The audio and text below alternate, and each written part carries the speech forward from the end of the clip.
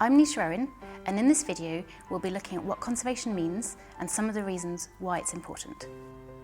Let's start with the natural world, our environment.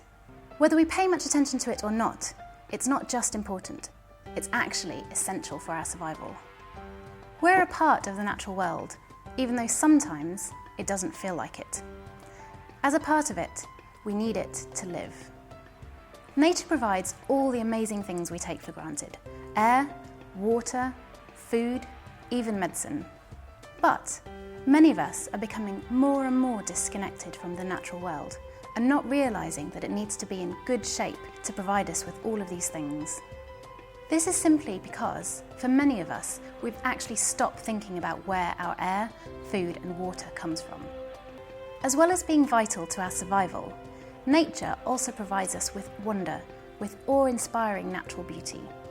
How many of us have heard of, seen on TV, or even been lucky enough to see in real life such natural wonders as the Great Barrier Reef in Australia, Mount Everest in the Himalayas, or the Amazon rainforest in South America?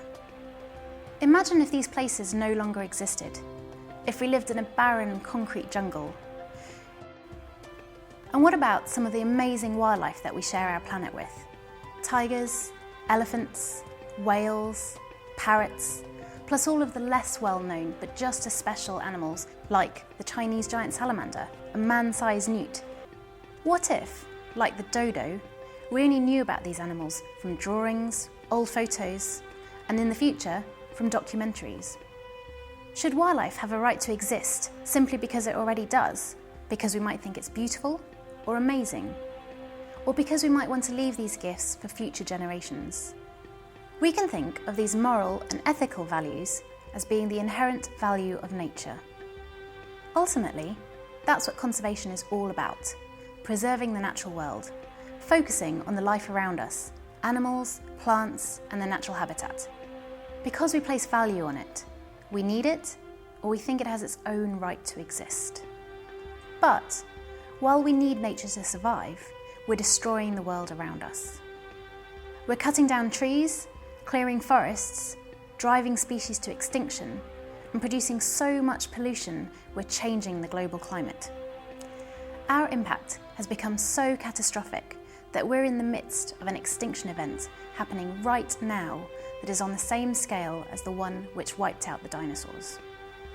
Unless we take a stand to ensure the continued existence of all species, including humanity, we're orchestrating our own downfall. We need to be thinking about sustainable development and stable economies because we just don't have enough planet to carry on the way we are now. We're already beginning to run out of fossil fuels and mineral resources. However, conservation activities are uniquely able to help us try to tackle some of these fundamental problems, the conflicts that arise when you have a clash of values and cultures over the environment. Conservation can't be about dictating to others, or the better off telling those who are poorer how they should be living. Conservation can help us to work together and be inspired together so we can think about new ways to face these problems. Protected areas can benefit both people and wildlife. Did you know that 15% of the world's land area is now protected? Conservationists have developed innovative ways to address conflicts between people over wildlife, such as turning traditional hunters and poachers into protectors and guards.